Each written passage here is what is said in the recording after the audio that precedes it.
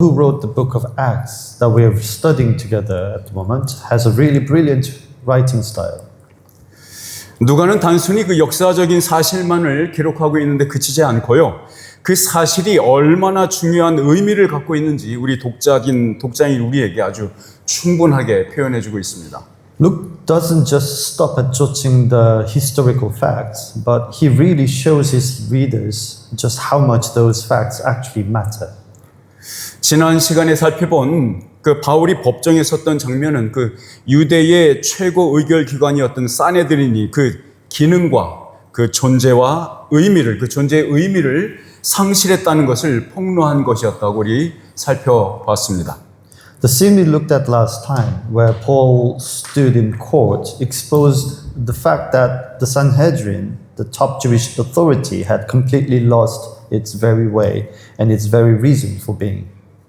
이처럼 누가는 그 치밀한 이야기 전개와 이야기의 배치를 통해서 아주 분명한 메시지를 전달해주고 있습니다. So like this, Luke delivers a clear message by carefully putting the story together and placing everything just right. 오늘 우리가 함께 읽은 이 본문 말씀도 그렇게 기록된 겁니다. The passage we've read together today was written in the same exact way. 이 이야기는요, 그 바울을 죽이려는 음모로부터 어떻게 성령님께서 그를 안전하게 지키셨는지 기록해주고 있죠. This story records how the Holy Spirit kept Paul safe from a plot to kill him.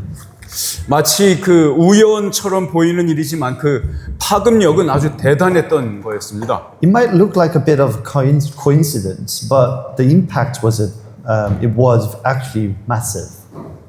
오늘 읽은 이 스토리는요, 그 마치 그 헐리우드식 첩보 영화로 만들어도 될 만큼 아주 숨가쁘게 이어지는 스토리입니다. The story moves so fast, it could honestly be turned into one of those Hollywood spy thrillers. 거시적인 관점에서 보면요, 오늘 본문의 이야기가 바울에게 그 총독과 왕 앞에서 복음을 전할 수 있도록 이끌어주는 그 견인 역할을 하고 있는 것 같습니다. Looking at the story at a big picture, it seems today's story is what's pulling Paul along, so he can share the gospel in front of governors and kings. 오늘 본문은 우리에게 역사를 주관하시는 분, 자신의 백성을 온전히 보존하고 지키시는 분이 누구인지를 증언해주고 있습니다. And today's text tells us who's really in charge of history, the one who completely protects and looks after his people. 반면에 주님의 교회를 핍박하고 그 씨를 말려 죽이고자 하는, 그러면서 자신들의 목숨까지 거는 그 세상의 모습은 우리를 씁쓸하고 답답하게 만들죠. On the flip side, seeing the world risk its very life to persecute the Lord's church and try to wipe it out makes us feel a bit bitter and frustrated. 사실 그 인간의 마음이라는 것은 생각지도 못할 광기를 담을 수 있는 그릇이기도 합니다. To be honest, the human heart can be a container for more madness than you'd imagine. 사람들의 섣부른 집념과 고집스러운 신념은 열정이라는 이름으로 포장되기도 하고 어떨 때는 숭고한 성스러움까지도 연계되기도 합니다. Rash of obsession and stubborn beliefs often get wrapped up as passion, and sometimes they are even linked to some sort of noble holiness. 그러니까 한쪽에서는 죽음을 불사하면서까지 자신들의 신념이 옳다라고 주장하지만 또 다른 한쪽에서는 그저 윗사람에게 좋은 평가를 얻으려는 승진의 기회로 이용하고 있는 거죠.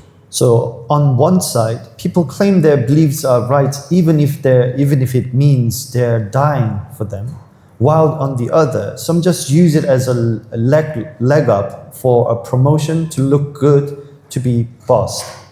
이것이 오늘 본문이 증언해 주는 이야기의 대강입니다.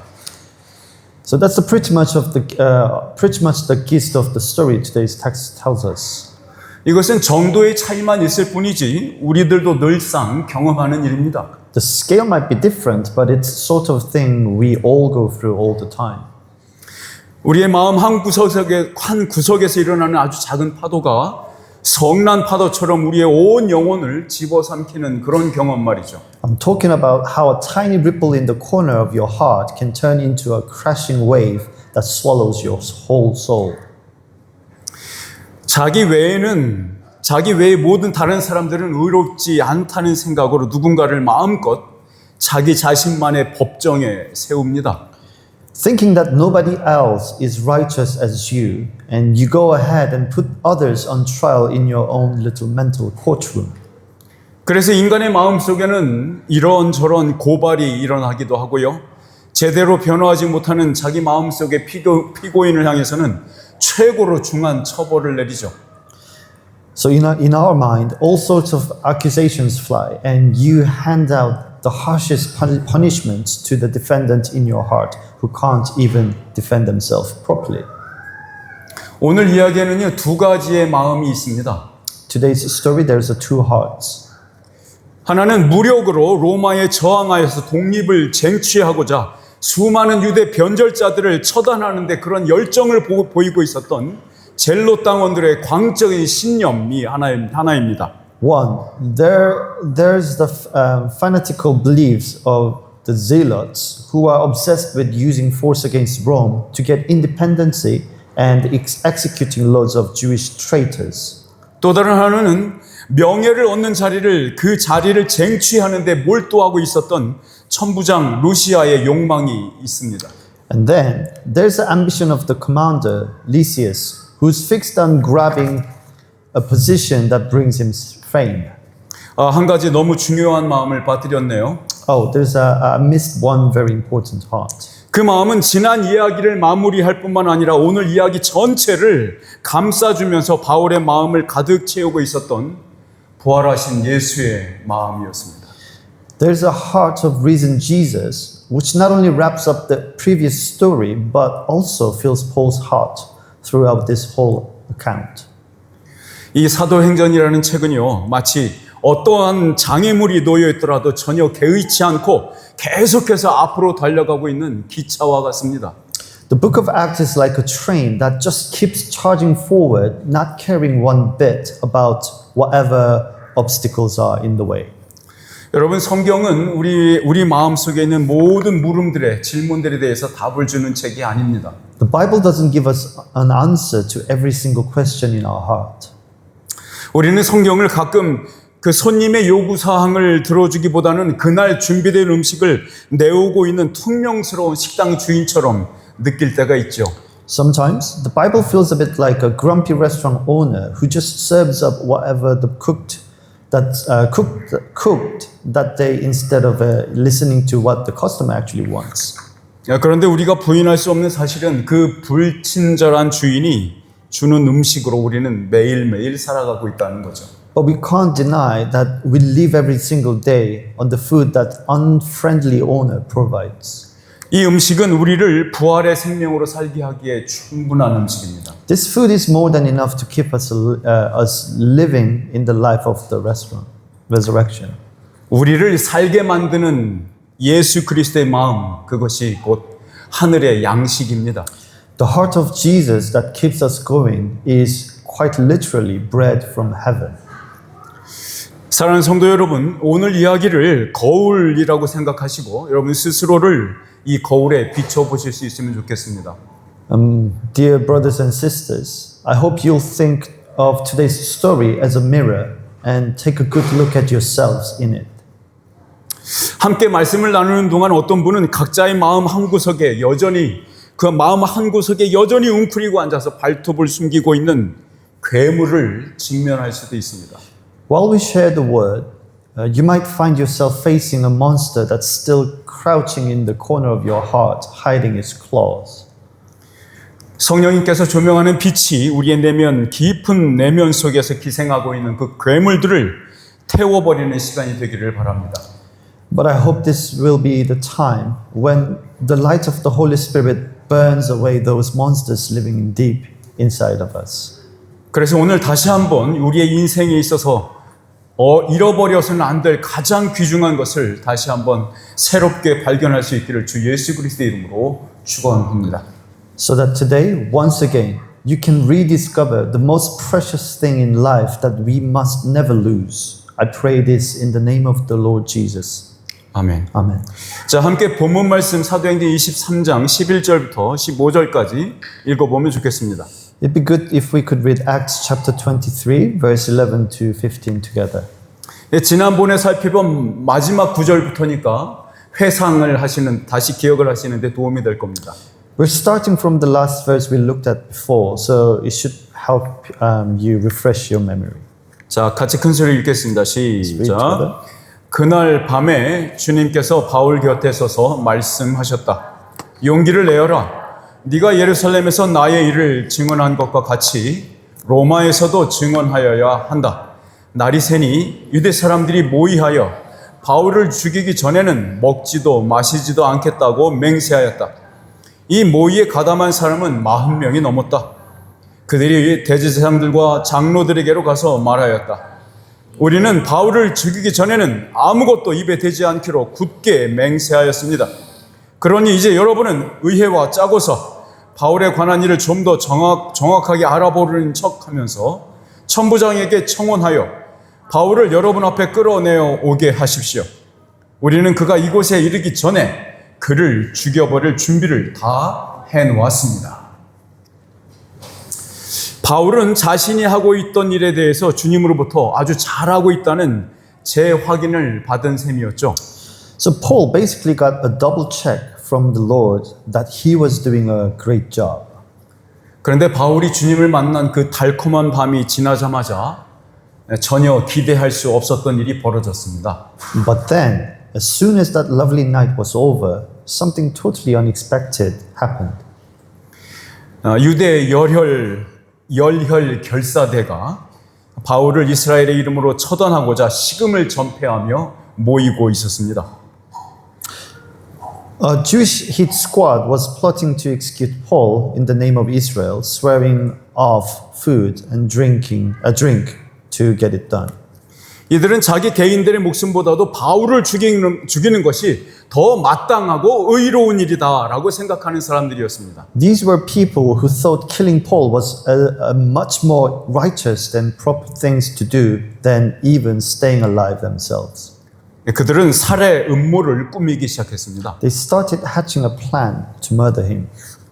이들은 유대의 그 귀족 계급이었던 사두개인들에게 바울에게 재심의 기회를 열어주는 척 선심을 보여주기를 부탁했죠. They asked the Sadducees, which is the Jewish upper class, to act like they were doing Paul a favor by giving him another hearing. 그러니까 바울을 요새 바깥으로 유인해 달라는 거였습니다. Basically, they wanted them to lure Paul out of the fortress. 사실 그 열혈당 혹은 젤롯당 사람들은 대제사장들과 장로들을 원수로 여겼던 사람들이었죠. Actually, the zealots saw the chief priests and the elders as enemies. 로마에 빌붙어서 이스라엘을 팔아먹고 있던 그 민족의 배신자, 즉 변절자들이라고 생각해서 처단 대상으로 삼았던 사람들이 그들이죠.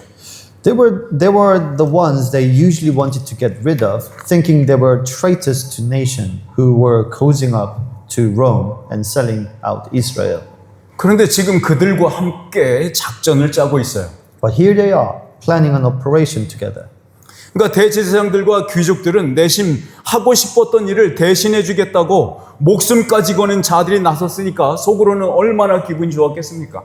So the chief priests and nobles probably felt pretty chuffed inside, seeing as some guys were willing to risk their lives to do exactly what they wanted to do themselves.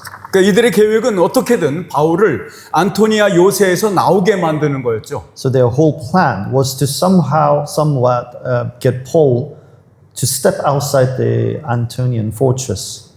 그래야 많은 사람들이 보는 앞에서 공개적으로 처단할 수 있었으니까요. So that they could not only execute him but publicly in front of everyone. 이 젤롯이라고 불린 열혈당은 늘 예수님 주변을 서성거렸습니다. The zealots were always hanging around Jesus. 이들은 예수님께서 바리새인들과 사두개인들 혹은 대제사장들을 혼내고 욕하는 장면을 보면서 그들은 내심 로마를 무력으로 제압하고 자기들과 함께 세상을 뒤집어 엎을 지도자로 생각했었죠. When they saw Jesus telling of the Pharisees and Sadducees and chief priests, they secretly thought he might be the leader who would crush Rome by force and flip the world upside down with them. 공식적으로는요, 예수님의 제자들 중에 두 사람이 바로 이 열혈당 출신입니다. So two of the Jesus' disciples were actually from the Zealot background. 한 사람은 젤롯당 시몬이라는 사람이고 다른 하나는 아주 유명한 가룟 유다죠.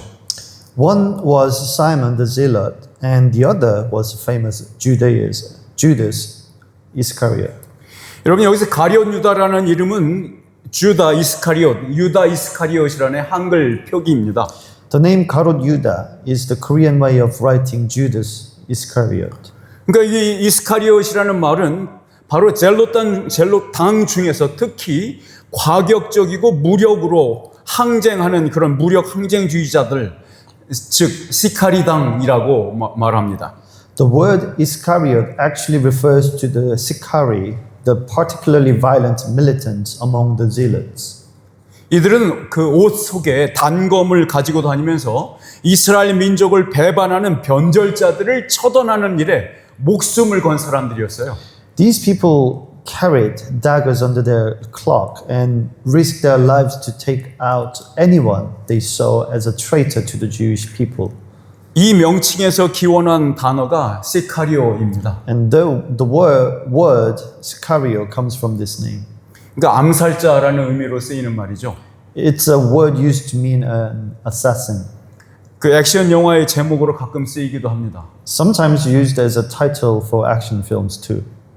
그 로마 행정부의 입장에서 볼 때는 그냥 무력 저항 단체인 테러리스트들입니다. But from the Roman government's point of view, they were just terrorists, an armed resistance group. 아니 무엇이 이들로 하여금 그토록 치열하게 바울을 죽이려고 노력하게 만들었을까요? What on earth made them so desperate to kill Paul? 여러분 아시는 대로 예수님의 십자가 처형을 촉발시킨 일은 이 가룟 유다의 배반이었습니다. As you know, it was Judah Iscariot's betrayal that triggered Jesus' crucifixion. 그러니까 이 정도 되면 젤롯 땅과 예수 그리스도의 나사렛파는 처음부터 꽤나 악연이었겠죠? So at this rate, you would have to say the Zealots and the Nazarenes had pretty bad history from the start, wouldn't you? 여러분 또한 이 사람들은요 철저하게 이익을 중심으로 행동하는 사람들이었어요. Also, these folks were strictly driven by what they could get out of it. 그러니까 원수하고도 친구가 될 수 있는 거죠. They were type of the people who could become mates even with an enemy. 그러니까 과정과 수단이라는 것보다는 결과가 더 정당성을 부여한다고 믿는 그 광적인 신념에 사로잡힌 자들이었습니다. They were gripped by the fanatical beliefs that the end justifies the means, no matter how they got there. 이야기는 금방이라도 뭔가 큰 것이 터질 듯 전개되고 있습니다. The story is moving along as if something huge is about to kick off any seconds. 흥미롭게도 성령님께서는 이 매우 특이한 방법으로 이 극도의 긴장감을 이어가고 있죠. Interestingly, the Holy Spirit keeps this extreme tension going in a very particular way. 우리 16절에서 17절까지 같이 한번 읽어볼게요. Let's have a look at verse 16 and 17. 시작. 그런데 16절에서 17절 시작. 그런데 바울의 누이의 아들이 이 음모를 듣고 서둘러 가서 병영으로 들어가 바울에게 그 사실을 일러 주었다. 그래서 바울은 백부장 가운데 한 사람을 불러놓고 말하였다. 이 청년을 천부장에게 인도해 주십시오. 그에게 전할 말이 있습니다. 자, 누가는 여기 갑자기 등장하고 있는 이 바울의 조카, 바울의 생질에 대해서는 큰 관심이 없는 것 같죠? Luke doesn't seem all that interested in Paul's nephew who suddenly pops here, does it? 어떻게 이런 우연이 있었을까요? How could such a coincidence even happen? 누가는 마치 성령님께서 그를 기다리게 해서 마침내 그 살해 음모에 대한 정보를 입수한 것처럼 표현하고 있어요. Luke phrases it as if the Holy Spirit had him waiting there, so he would finally get wind of the murder plot. 그러니까 적어도 이 사실을 기록하고 있는 누가는 이것을 우연으로 보지 않고 있다는 것이 확실하죠. At the very least, it's certain that Luke, who's recording this, doesn't see it as a random accident. 바울은 그날 근무를 서고 있던 백부장에게 이 첩보를 주고 나서 자신의 생질이 천부장을 만날 수 있게 해달라고 요청했어요. Paul gives this intel to the centurion on the duty and asks him if he could see his nephew.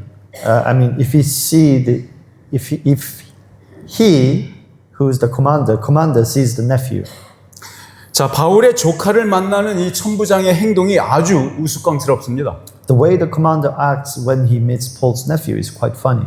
그러니까 과도하게 친밀함을 표현하고 있는 것 같기도 하고 혹은 뇌물을 기대하는 것처럼 보이기도 합니다. It seems a bit overly friendly, or maybe he looks like he's hoping for a bribe. 그러니까 천부장은 조용한 곳으로 바울의 조카를 데리고 가서 무슨 일인지 물어보죠. The commander takes Paul's nephew aside to the quiet spot and asks him what's going on. 자, 20절에서 22절 같이 한번 읽어볼게요. Let's look at verse 20 to 22. 시작. 그가 대답하였다. 유대 사람들이 바울에 관하여 좀 더 정확하게 캐물어 보려는 척하면서 내일 그를 의회로 끌어내어 오게 해달라고 대장님께 청하기로 뜻을 모았습니다.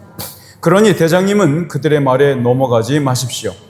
바울을 죽이기 전에는 먹지도 마시지도 않겠다고 맹세한 사람이 40명 남짓 매복하여 바울을 기다리고 있습니다. 그들은 지금 준비를 다 하고 대장님에게서 승낙이 내리기만을 기다리고 있습니다. 천부장은 그 청년에게 이 정보를 내게 제공하였다는 말을 아무에게도 하지 말아라 하고 당부한 뒤에 그를 돌려보냈다. 자, 이제 바울의 목숨은 이 천부장의 선택에 달린 것처럼 보이죠. Now it looks like Paul's life is in the commander's hand. 만일 천부장이 이 첩보를 듣고도 그대로 사내들인에서 열린 2차 심리에 가도록 했다면 바울이 가다가 죽을 것임은 분명하니까요. If the commander heard this tip, but still let Paul go to that second hearing at the Sanhedrin, he would definitely be a dead man on the way there. 뭐 그런 일이 벌어진다 해도 이 사내들인이나 천부장이 바울의 죽음에 대해서 직접적인 책임을 지지 않아도 되는 거죠. Mind you, even if that happened, the Sanhedrin or the commander wouldn't have to take a direct blame for Paul's death. 왜냐하면 법정에서의 판결로 죽은 게 아니라 그냥 해프닝 수준으로 마무리할 수 있으니까요. Because he wouldn't have died from a court ruling, they could just brush it off as a bit of an unfortunate incident. 어쨌든 천부장은요, 골치 아픈 이 상황을 오히려 혼자 공로를 독차지하려는 기회로 이용하고 있습니다. Anyway, the commander wanted to turn this headache of the situation into a chance to take all the credit for himself. 아마도 더 높은 계급으로의 승진이나 로마에서 일자리를 얻도록 추천서나 업무 평가에서 더 높은 점수를 총독으로부터 받을 기회라고 여겼을 수도 있죠. He probably saw it as a way to get promotion or a good word from a governor for a job in Rome, hoping for top mark in his performance review. 왜냐하면 그가 바울을 빼내기 위해서 얼마나 철두철미하게 계획했는지 총독에게 전달한 편지에 그대로 써 있으니까요. I say that because it's right there in the letter he sent to the governor, showing just how thoroughly he planned Paul's escape. 이 천부장 루시아는요, 이 로마 시민 바울이죠. 로마 시민 호송 작전이라고 이런 그걸 위해서 3가지를 준비합니다. So Lysias, the commander, prepares 3 things for the Operation Roman Citizen Escort. 먼저 예루살렘에 파견된 로마군의 거의 반이 넘는 숫자의 군사를 동원합니다. First, he mobilized more than a half of all Roman soldiers stationed in Jerusalem.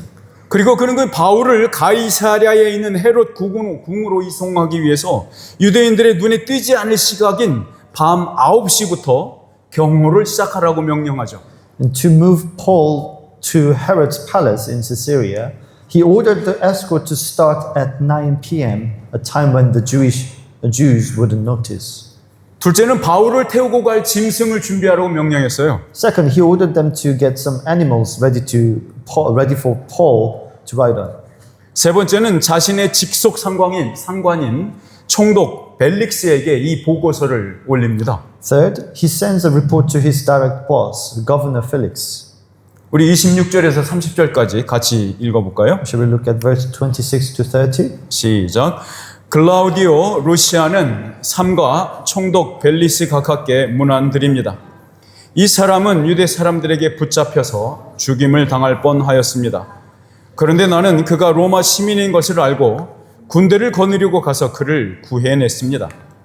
유대 사람들이 무슨 일로 그를 고소하는지를 알아보려고 나는 그들의 의회로 그를 데리고 갔습니다. 나는 그가 유대 사람의 율법 문제로 고소를 당하였을 뿐이며 사형을 당하거나 갇힐 만한 아무런 죄가 없다는 것을 알았습니다. 그런데 이 사람을 해하려고 하는 음모가 있다는 정보를 듣고서 나는 당장에 그를 총독님께로 보내는 바입니다. 그리고 그를 고발하는 사람들에게도 그에 대한 일을 각하 앞에 제소하라고 지시하여 두었습니다. 여러분, 이 편지는 사도행전에서 사도가 아닌 사람이 쓴 유일한 편지입니다. This is only letter in Acts written by someone who wasn't an apostle. 천부장 루시아가 벨릭스 총독에게 보낸 이 서한은 로마 공문서 양식을 그대로 따라서 작성된 겁니다. So this message from Lysias to Felix was written exactly in the style of formal Roman 여러분, government. 죄송합니다. 이 로마 공문서가 중요한 이유는 사도행전의 마지막 결말 부분에서 발생했던 일의 역사성을 제공해 주기 때문에 그렇습니다. This formal document is important because it gives historical weight to the events that at the very end of the Acts. 왜냐하면 바울이 로마로 가서 부활하신 주님의 증인이 되는 사명을 감당하도록 돕는 여행 허가증과도 같기 때문에 그렇습니다. It's basically like a travel permit that helps Paul carry out his mission to be a witness for the risen Lord in Rome. 그러니까 이것은 부활하신 주님께서 바울에게 주셨던 맹세의 내용을 성취하는 방법이죠. So it's the way the promise the risen Lord made to Paul gets fulfilled. 여러분, 이 군인 출신의 루시아, 천부장 루시아는 자신의 상급자였던 총독 벨리스가 어떤 인물이라고 생각했을까요? What did Lysias, a military man, actually think of his boss, Governor Felix? 여러분, 그 로마 역사와 맞물린 이거 1세기 유대의 역사를 기록한 역사가들은 많지 않습니다. There aren't many historians who wrote about first century Judea in the context of Roman history. 그들의 이름은 요세푸스, 수에토니우스, 타키투스, 그리고 이 책의 저자인 누가까지 포함해서 1세기 4대 역사가라고 평가받기도 합니다. So Josephus, Suetonius, and Tacitus and Luke, the author of this book, are often called for four great historians of the first century. 그 중에 타키투스는 이 당시의 유대 총독이었던 이 벨릭스라는 인물을 평가하면서 이렇게 기록으로 남겼어요. And Tacitus records an evaluation of Felix, the Judean governor of at the time, like this. 옷은 왕의 옷을 입었는데 한번 보시죠. 그 다음 거 보시면 됩니다. 네, 읽어볼까요? 시작. 옷은 왕의 옷을 입었는데 하는 행동은 노예의 마음을 보여주는 인물이다. 이렇게 기록했어요. 자, 그러니까 이 천부장은 천한 노예로 시작해서 원로원 바로 밑에 로마 사회의 세 번째 서열인 그 기사 계급에서도 최고 자리를 꿰찬 이 벨릭스를 노예의 마음을 가진 왕이라고 업신여겼던 것 같습니다. So the commander seems to have looked down on Felix, who started as a lowly slave but clawed his way up to the top of the equestrian rank, just below the senator, as a king would slave his heart. 네, 천부장 루시아는 이 총독인 벨릭스에게 어떤 흠도 잡히지 않기 위해서 로마 공식 문서의 형식을 따르면서 편지를 쓰고 있지만 그 안에는 거짓말이 있었습니다. To make sure he didn't give Felix any reason to complain, Lysias followed the formal document style, but he actually tucked some lies inside it. 아마 천부장은 이 총독 벨릭스가 그다지 옳고 그름을 신경 쓰지 않을 사람이라고 생각했던 것 같습니다. So he probably figured Governor Felix wasn't a type of person who cares much about what was right or wrong. 왜냐하면 그 군 출신인 본인은 엄청난 비용을 들여서 로마 시민권을 얻고 지금의 위치에 오르기까지 많은 노력을 기울였으니까요. Because coming from the military, Lysias had paid a fortune for his citizenship and worked incredibly hard to get where he was. 그런데 이 벨릭스라는 노예 출신이 황제 측근이라는 이유 하나로 한 나라의 왕으로 임명된 것이 마음에 들지 않았던 거죠. But he wasn't happy that this former slave, Felix, was appointed as a ruler just because he was close to the emperor. 여러분 다음 주에 다룰 본문에 나오는 이야기이긴 하지만 이 벨릭스는 권력에 가까이 가고자 3번이나 결혼한 사람입니다. It's in the bit we'll cover next week, but Felix actually married 3 times just to get closer to power. 예, 드루실라라는 여자는 그의 3번째 아내였고 드디어 왕족과 결혼하면서 로마 정치판에 한 복판에 서게 된 거였죠. So Drusilla was the 3rd wife, and by finally marrying into royalty, he landed himself right in the middle of Roman politics. 여러분 이 드루실라라는 여자는 여러분 잘 아시는 클레오파트라의 증손녀입니다. I mean, the Drusilla was the Cleopatra's great-granddaughter. 그러니까 한낱 노예였던 자가 지금은 미모, 최고 혈통의 왕족 여인과 정략 결혼으로 자기는 감당하지도 못할 그런 왕의 자리에 올라 있던 거죠. This guy, who was merely a mere slave, has risen to a position of power he couldn't really handle through a political marriage to be a beautiful, loyal woman from a top-tier bloodline. 그러니까 루시아는 상급 기관에 보고하는 그 공식 문서에 허위 사실을 기재할 만큼 자기의 상관의 도덕성과 인격을 인정하지 않았던 겁니다. So Lysias had so little respect for his boss's morals and character that he was willing to put false information in an official report to a higher authority. 그가 기록한 허위 사실은 이거였습니다. The false fact he recorded was this. 우리 27절만 다시 한번 읽어볼까요? Let's read just verse 27 again. 시작. 이 사람은 유대 사람들에게 붙잡혀서 죽임을 당할 뻔하였습니다. 그런데 나는 그가 로마 시민인 것을 알고 군대를 거느리고 가서 그를 구해냈습니다.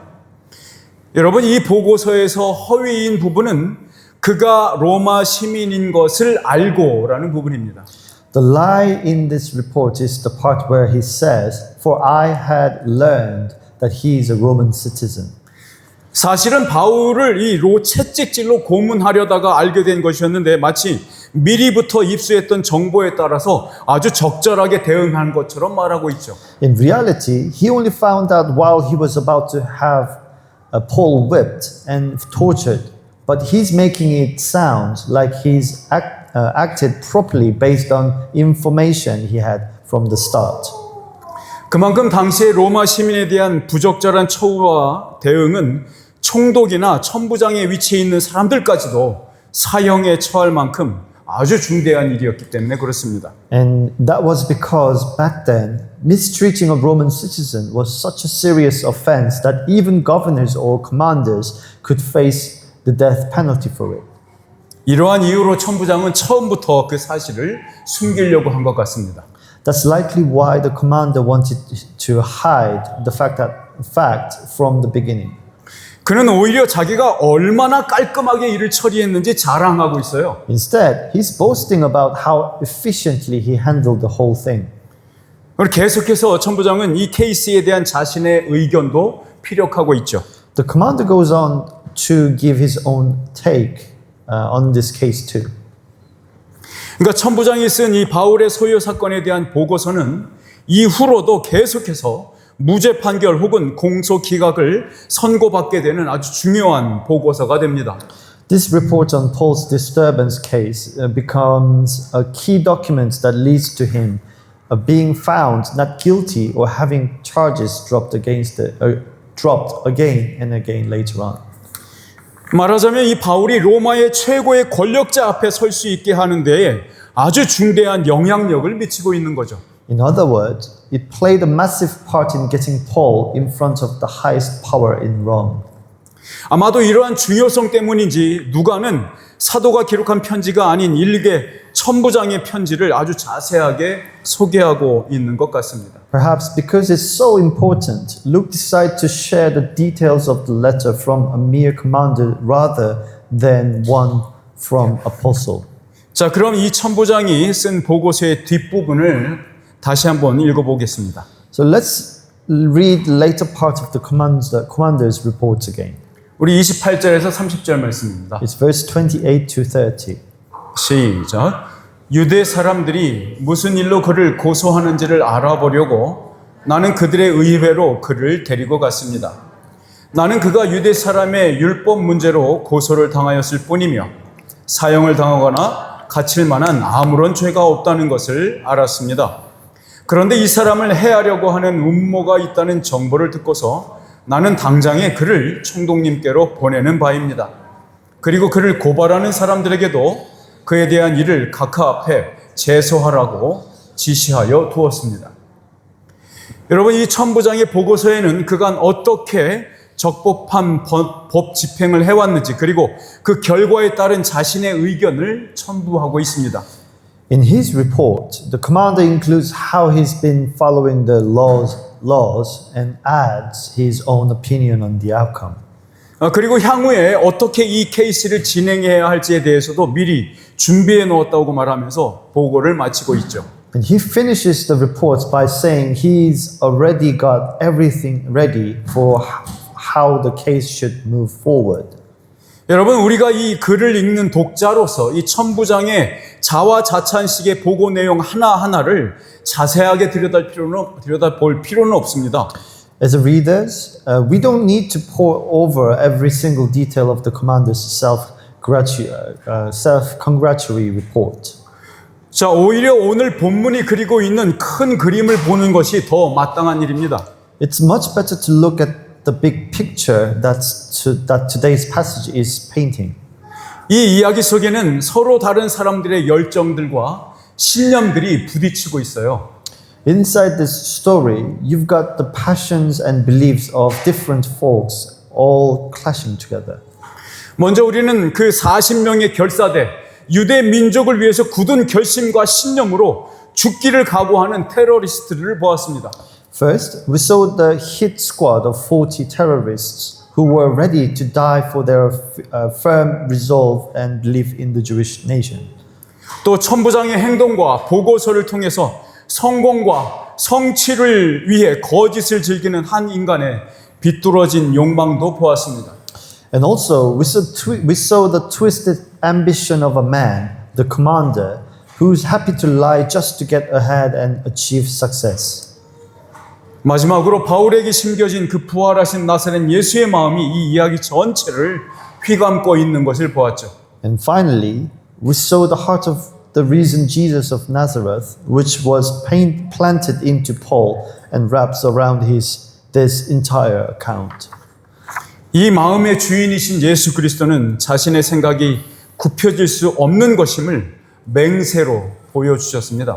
Jesus, the owner of this heart, showed through his oath that his mind cannot be changed.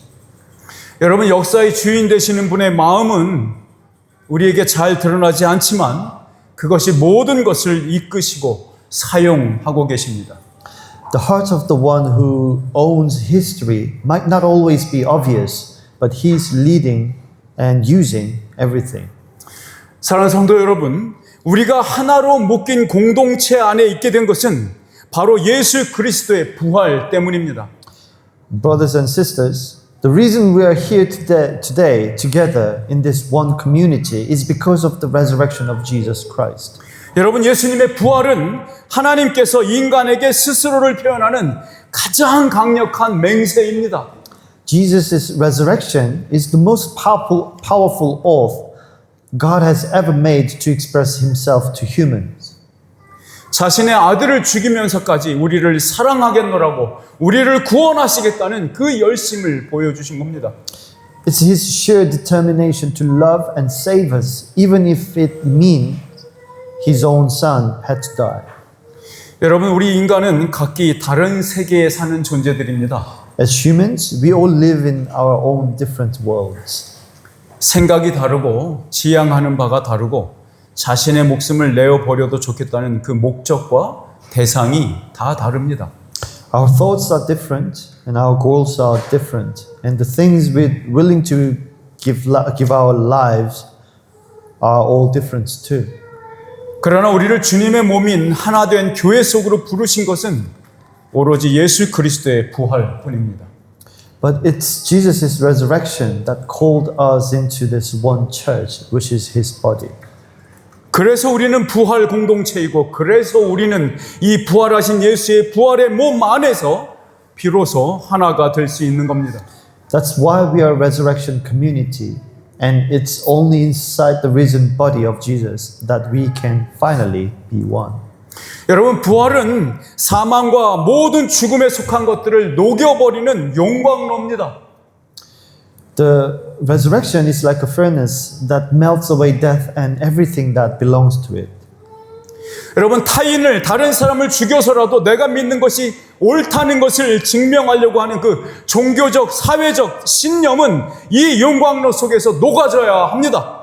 Those religious or social beliefs, the ones where people think it's okay to kill others just to prove they're right, needs to be melted down in this furnace.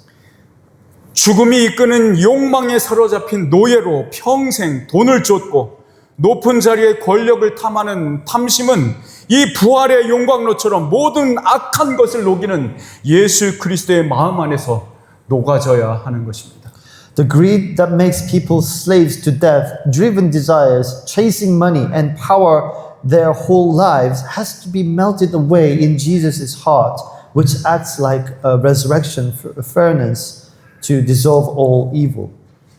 여러분은 여러분 마음속에 칼을 버리십시오. Drop your weapons in your heart. 대신 성령의 검인 예수 그리스도의 말씀을 잡으셔야 합니다. But you need to grab hold onto the Bible, the words of God. 이제 여러분이 선택하셔야 할 시간입니다. Now it's time for you to choose. 여러분이 어떤 삶을 살지 말입니다. I mean, what kind of life you are going to live. 어떤 경로를 타고 어디를 향해 가고 싶은지 여러분 선택하셔야 합니다. You've got to decide which path you're going to take and where you want to end up. 성경은 우리가 가야 할 아주 유일한 한 길을 소개해 주고 있습니다. The Bible introduces us to one and only way. 여러분들이 믿음으로 약속의 자녀가 된 사람이라면 이 길을 선택하셔야 합니다. If you're someone who became a child of the promise through faith, you have to pick this path. 주님께서 자신의 교회에게 주신 다른 길은 없으니까요. Because there's no other road given to the church. 자, 모두 함께 자리에서 일어나서 이 예수 찬가라 불리는 이 구절을 함께 읽겠습니다. Let's all stand up and read this passage together, the one often called the Song of Jesus. 이 말씀이 제시하는 새롭고 살 길로 걸어 나가십시오. Go ahead and walk in the new and living way that these words shows us. 여러분에게 우리 모두에게 자신의 몸을 내어주신 예수만을 바라보며 사시는 여러분 모두가 되시기를 주님의 이름으로 축원합니다. I pray in the name of the Lord that every one of you will leave your eyes fixed only on Jesus who gave his body for us. 함께 읽겠습니다. 빌립보서 2장 1절에서 11절입니다. It's Philippians 2 verse 1 to 11. 시작. 그러므로 그리스도 안에서 여러분에게 무슨 격려나 사랑의 무슨 위로나 성령의 무슨 교제나 무슨 동정심과 자비가 있거든 여러분은 같은 생각을 품고 같은 사랑을 가지고 뜻을 합하여 한 마음이 되어서 내 기쁨이 넘치게 해 주십시오. 무슨 일을 하든지 경쟁심이나 허영으로 하지 말고 겸손한 마음으로 하고 자기보다 서로 남을 낮게 여기십시오. 또한 여러분은 자기 일만 돌보지 말고 서로 다른 사람들의 일도 돌보아 주십시오. 여러분 안에 이 마음을 품으십시오. 그것은 곧 그리스도 예수의 마음이기도 합니다. 그는 하나님의 모습을 지니셨으나 하나님과 동등함을 당연하게 생각하지 않으시고 오히려 자기를 비워서 종의 모습을 취하시고 사람과 같이 되셨습니다. 그는 사람의 모양으로 나타나셔서 자기를 낮추시고 죽기까지 순종하셨으니 곧 십자가에 죽기까지 하셨습니다. 그러므로 하나님께서는 그를 지극히 높이시고 모든 이름 위에 뛰어난 이름을 그에게 주셨습니다. 그리하여 하늘과 땅 위와 땅 아래에 있는 모든 것들이 예수의 이름 앞에 무릎을 꿇고 모두가 예수 그리스도는 주님이시라고 고백하여 하나님 아버지께 영광을 돌리게 하셨습니다. 아멘. 사랑하는 여러분, 예수의 마음으로 생각하시고 판단하시고 행동하시는 여러분 모두가 되시기를 바랍니다. I hope we all become people who think and judge and act with the heart of Jesus. 아멘. Amen. 기도하겠습니다. Let's pray. 사랑의 많으신 아버지 하나님 감사합니다. 주 예수 그리스도의 마음을 담게 하시고 주 예수 그리스도가 꿈꾸는 것을 우리가 꿈꾸게 하시고 주 예수 그리스도가 오라고 선포하는 그곳을 향해서 우리가 정진하고 쉼 없이 힘들더라도 같이 어깨 동무하며 그곳을 향해 갈 수 있도록 우리에게 은혜를 베풀어 주시옵소서. 그 은혜의 힘으로 한 걸음 한 걸음 나아가게 하시고 병든 자를 함께 하게 하시고 아픈 자와 함께 걸어가게 하시고 걸음이 느린 자와도 함께 걸어갈 수 있도록 은혜를 베풀어 주시옵소서. 이 공동체가 예수 그리스도의 부활의 공동체로 예수 그리스도의 사랑의 공동체가 되게 하시사 이 공동체 속에서 예수 그리스도가 주시는 그 영광을, 영화를, 아름다움과 빛을 밝히 드러내는 공동체 되도록 축복하여 주시옵소서. 예수 그리스도의 이름으로 기도드리옵나이다. Amen. 아멘.